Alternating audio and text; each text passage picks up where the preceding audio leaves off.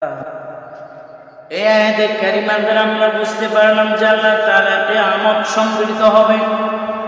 কোনো বিজ্ঞানী না করতে পারবে না, কোনো জাতি এটা অস্বীকার করতে পারবে না।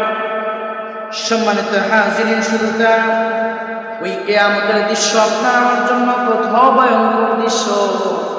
পবিত্র কোরআনে কারিমে সূরা কারিয়ার 4-5 নম্বর আয়াতের মধ্যে আল্লাহ রাব্বুল আলামিন বলেন, ইয়াউমা ইয়াকুনুন নাসু কাল ফারাশি মাবথুস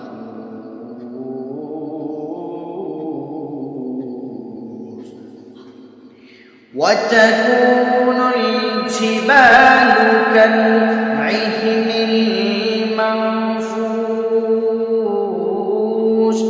মহান আল্লাহ তাআলা সূরা কারিয়ার 4-5 নম্বর আয়াতের মধ্যে বলেন, ইয়াউমা ইয়াফিরুল মারউ ইয়াউমা ইয়াকুনুন নাসু কাল ফারাশিল মাবসুস। ওই দিন মানুষগুলা পঙ্গপালের মতন হয়ে যাবে, চড়াচড়ি শুরু করে দিবে, দৌড়াদৌড়ি শুরু করে দিবে। ওয়া তাকুনুল জিবালু কাল ইহনিল মানফুস, পাহাড়গুলা তুলার মতন তুলার ন্যায় দুলতে থাকবে।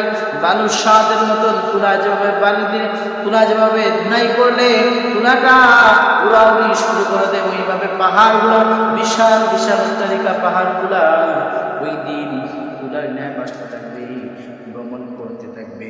ওই দুনিয়ার অমুসাফির খানা এমন একটি দুনিয়া, ওই যে কিয়ামত শুরু হইবে, অত বড় বড় পাহাড়, এত বড় বড় বিল্ডিং সব কিছু ধ্বংস হয়ে যাইবে। এমনকি পাহাড়গুলা তুলার ন্যায়, ওই সামান্য তুলার ন্যায় এত বড় বড় পাহাড়গুলা উঠতে থাকবে।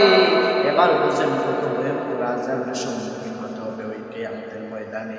আল্লাহ তাআলা পবিত্র কালামুল্লাহ শরীফের সূরা আবাসা 34 নম্বর আয়াতের মধ্যে বলেন, ইয়াউমা ইয়াফিরুল মারউ মিন আখিহি ওয়া উম্মিহি ওয়া আবিহি ওয়া সাহিবাতিহি ওয়া বানিহি লিকুল্লি ইমরিইম মিনহুম।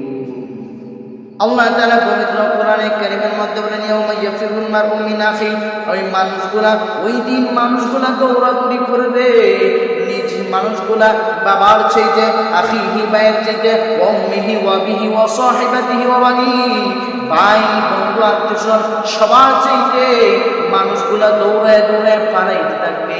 কেমন পালানো দিবে মানুষ।